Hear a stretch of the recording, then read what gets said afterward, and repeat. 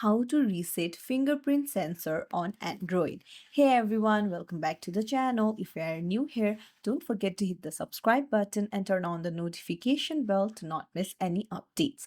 Today I'm going to show you how to reset the fingerprint sensor on your Android phone. And let's dive right in. First things first, open up your settings and then scroll down and go to security and privacy. Here, scroll down and you'll find screen lock and biometrics. Go ahead and tap on it. And then you'll be prompted to enter your current pattern.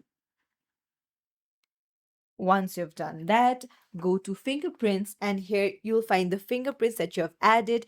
Tap on the fingerprint and there you'll find the remove option on the top right corner of the screen. You can just remove it and then you can remove all the existing fingerprints and then it will be reset. And now to add it again, you can go to add fingerprint option, just tap on the plus icon and then just register and just follow the rules that they show you to put in new fingerprint. And that's it. If you found this tutorial helpful, don't forget to like and subscribe to our channel for more tips and tricks. Thank you for watching.